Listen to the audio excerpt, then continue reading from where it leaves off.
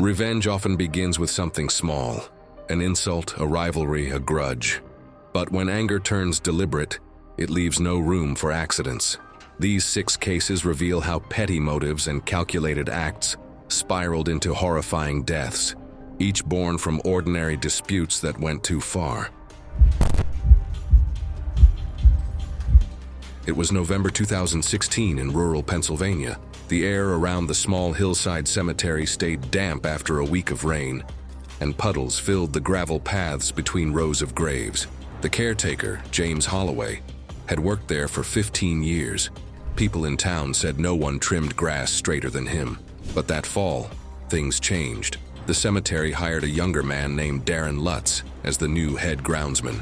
Darren had only been there 3 years but was good with reports and safety paperwork. When James got written up for missing logs, he lost his title. Those who knew him said James took it hard. He kept doing his job, mowing and cleaning, but stopped talking to most of the crew. Over time, he started showing up after dark, saying he wanted to finish tasks when no one else was around. It wasn't unusual. The small crew often left the gate keys under the office mat for him, and nobody questioned his habits.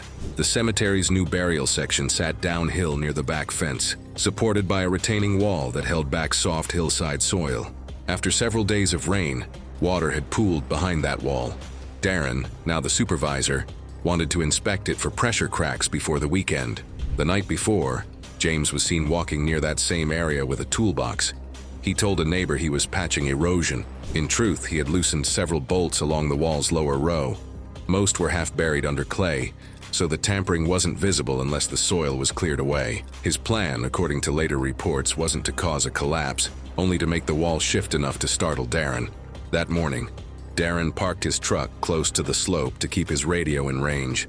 The signal often dropped near the fence line. He carried a probe to test the surface and began checking each section. 2 women visiting relatives' graves said they saw him crouching near the center of the wall, speaking into his radio. Moments later, a cracking sound cut through the quiet. The limestone face bowed forward and buckled. A heavy wave of wet clay and rock spilled out, sweeping Darren off his feet and covering him completely. One witness ran toward the main office for help, while the other tried digging with a flower vase from a nearby headstone, but the soil packed too fast. Maintenance staff reached the site minutes later, but the area was unstable. The wall had folded inward, leaving only a section of Darren's jacket visible.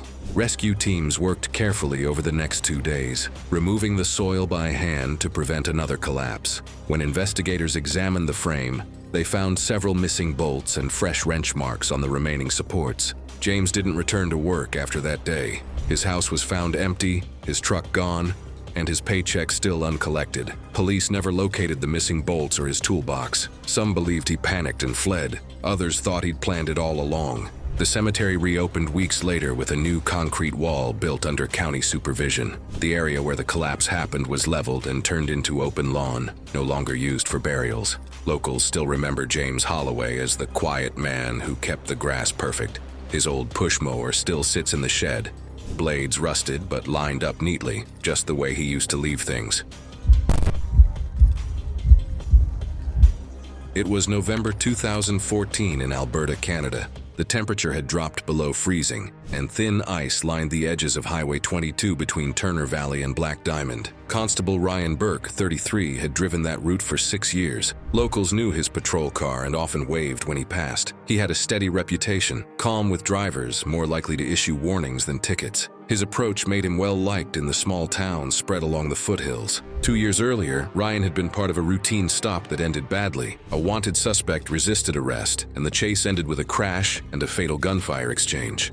Ryan hadn't fired the shot, but he'd been there when the man's brother was taken into custody. The case was closed and the report cleared him. Yet people who followed local news remembered his name. Over time, he went back to quiet patrols, checking speeders, helping with breakdowns, and watching for wildlife that crossed the road after dusk. On November 21st, a little after 9 p.m., the radio logged Ryan's call about a pickup with its hazard lights on near the old bridge curve. He told dispatch he'd check it out before heading back to the detachment. Dashcam footage, later reviewed by investigators, shows the moment his cruiser pulled behind the truck.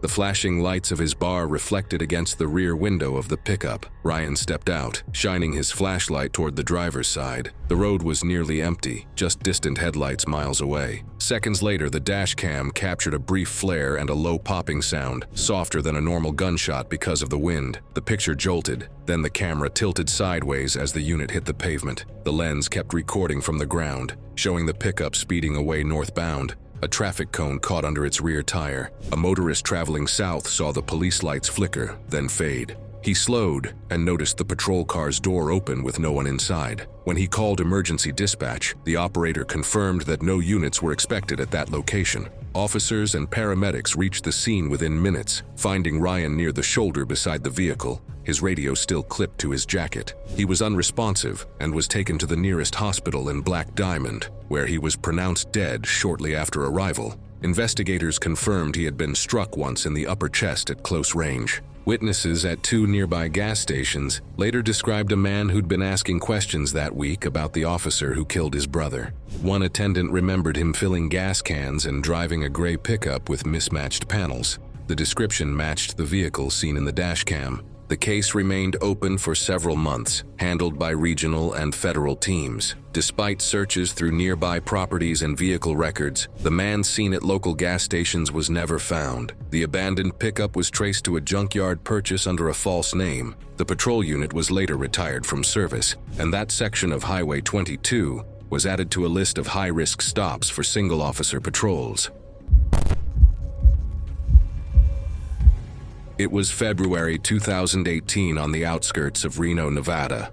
A small roadside motel sat just off the highway, a narrow building with faded paint and a flickering vacancy sign that buzzed through the night. It wasn't much, but it stayed busy enough with travelers and truck drivers passing through. The manager, 29-year-old Sophie Dalton, handled nearly everything herself. She lived in a small room behind the front desk, working long hours to keep the place running. Most nights she balanced the books, checked cameras, and made sure the laundry room finished before dawn.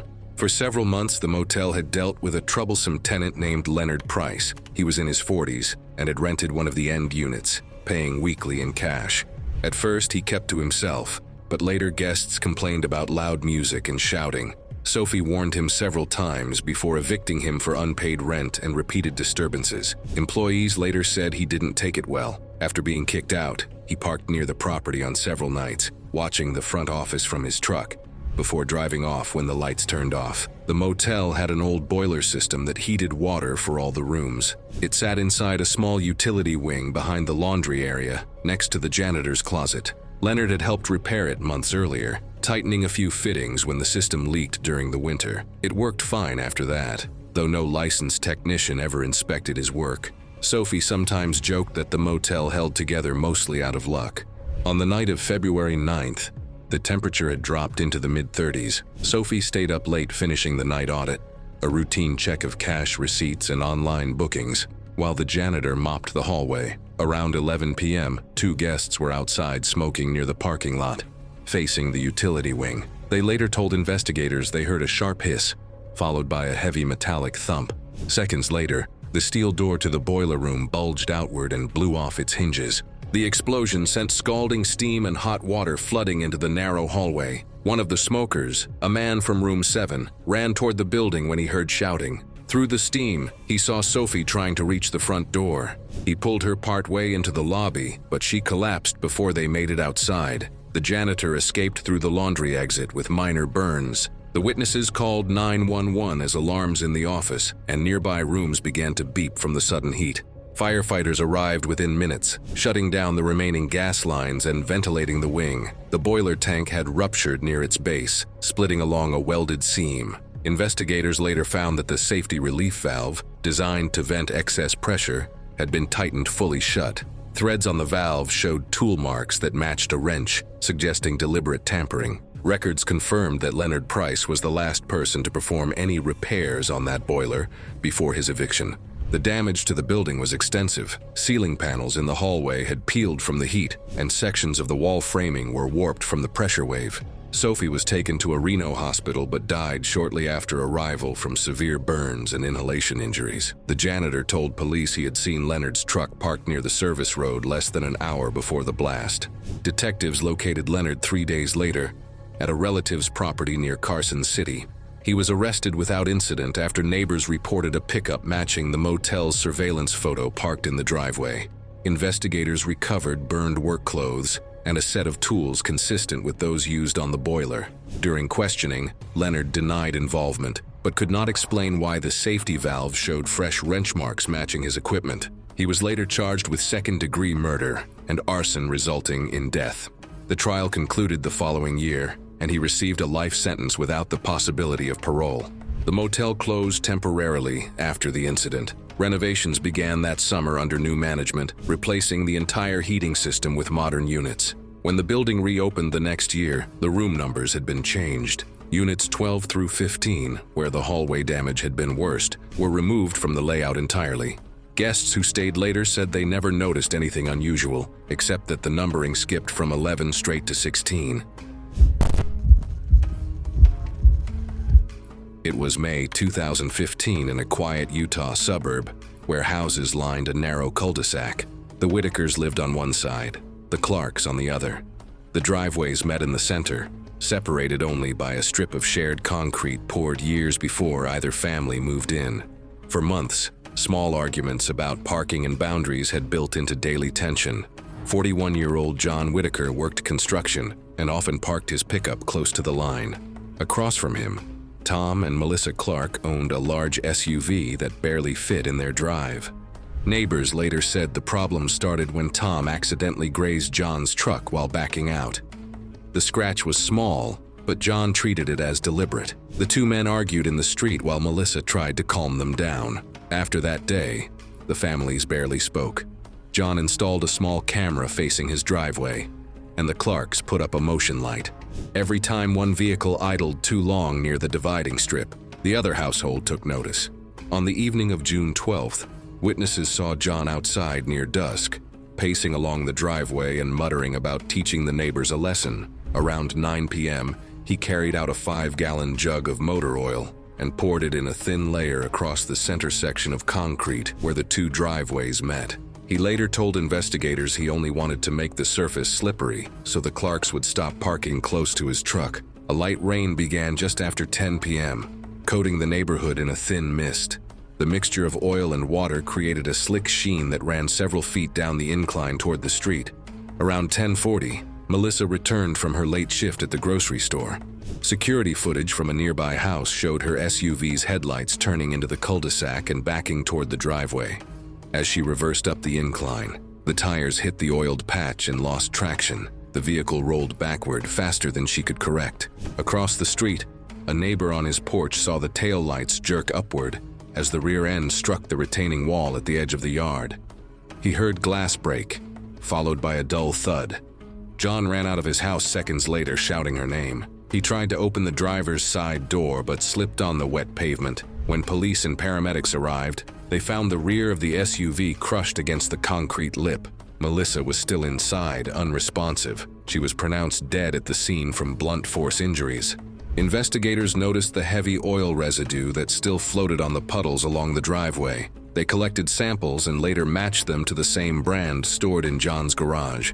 His fingerprints were found on the plastic jug left behind near the trash bin. During questioning, John first claimed he spilled the oil accidentally, then admitted to pouring it intentionally, but insisted he didn't expect anyone to get hurt. The county prosecutor charged him with criminally negligent homicide and reckless endangerment. The case drew attention locally because of its simplicity, an ordinary neighborhood dispute that escalated without warning. He was found competent to stand trial after a brief evaluation and accepted a plea agreement rather than face a full jury trial.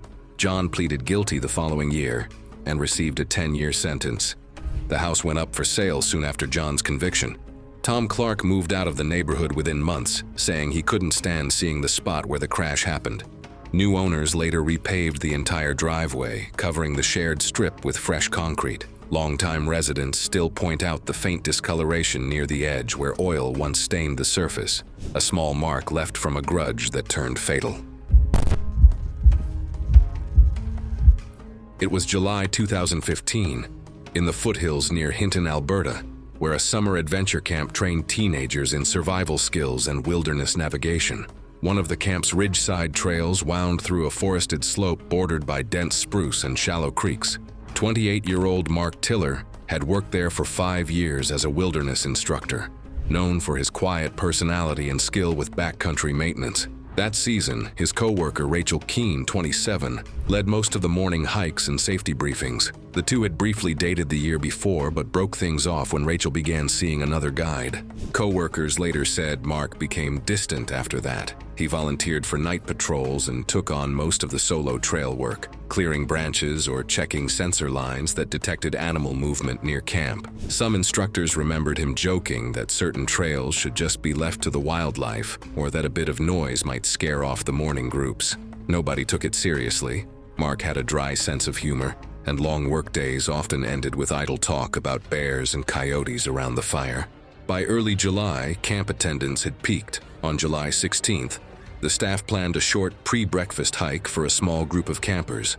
Rachel led the front, followed by 2 counselors and 6 teens.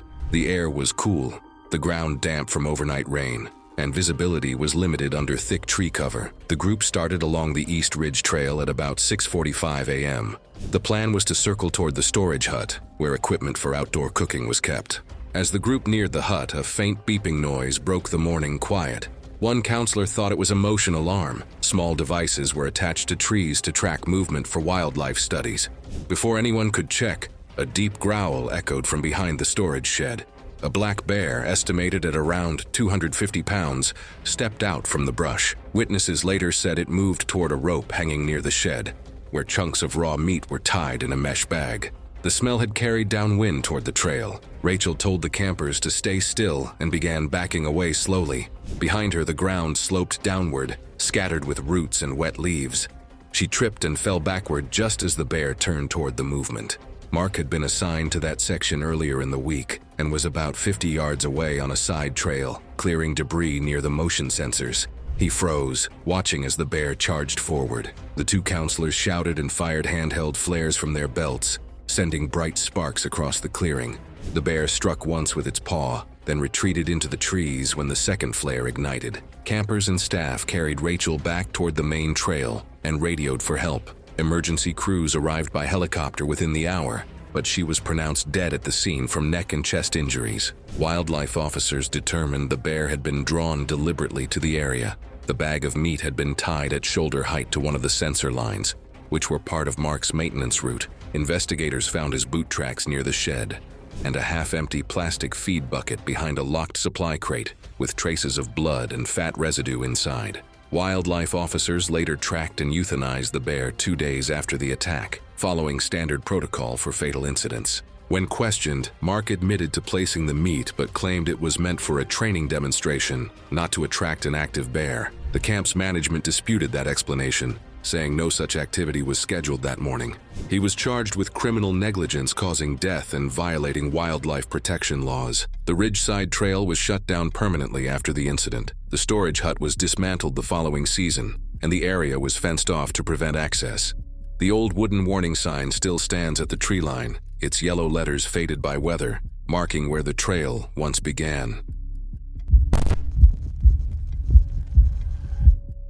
It was July 2018 in Clearwater, Florida, when the city pool opened for its busiest week of summer. Temperatures stayed near 90, and the water was crowded from morning until dusk. 2 of the seasonal lifeguards, 23-year-old Ryan Geller and 22-year-old Derek Mills, had worked together since May. Both were certified instructors, quick swimmers, and known for pushing each other during training. The competition started harmlessly. Who could climb the ladder faster, who cleared the diving boards first, but soon turned personal. Supervisors noticed they timed every drill down to the second. During a mid-July rescue simulation, Ryan outperformed Derek by almost 4 seconds. The staff clapped, and one of the senior guards joked that Derek should stick to sunscreen duty. Witnesses later said Derek laughed it off, but his mood changed afterward. He started showing up early and staying late, cleaning gear and checking equipment on his own. Small arguments broke out between the two about whose rotation zone was more difficult. The final staff evaluation was set for July 21st. The city planned to promote one seasonal lifeguard to full-time for the fall swim programs. Derek knew the decision would come down to their performance in the timed rescue test. That evening, after closing, he lingered near the diving area. Surveillance later showed him kneeling beside the lifeguard lane with a bottle of oil-based sunscreen, rubbing some onto his arms, then spreading the rest across the wet deck near the rescue line.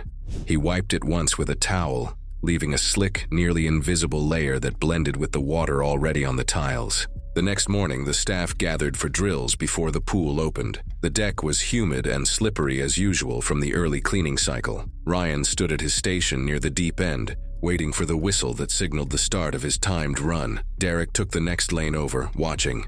At 7:40 a.m., the supervisor blew the whistle and called a mock rescue from the diving area. Ryan sprinted forward, as he always did, crossing the same stretch of deck he used in every practice. Halfway across, his right foot slid sideways. Witnesses said his arms flailed once before he fell backward, striking the pool edge behind him. The sound echoed across the water, followed by the splash of his body sliding into the deep end. 2 guards dove in immediately, pulling him to the surface within seconds. He was unresponsive. Paramedics arrived within minutes, but he was pronounced dead at a nearby hospital from a severe head injury. Investigators found traces of sunscreen mixed with pool water on the deck, and later recovered the nearly empty bottle from the trash bin behind the lifeguard stand. Derek's fingerprints were identified on the cap. During questioning, he admitted spreading it as a prank and said he only wanted to make the deck extra slippery for a laugh. He was charged with manslaughter and reckless endangerment. The pool reopened weeks later with new safety flooring and a permanent sign warning staff to keep the deck dry at all times. Thanks for watching. Click for more stories like this.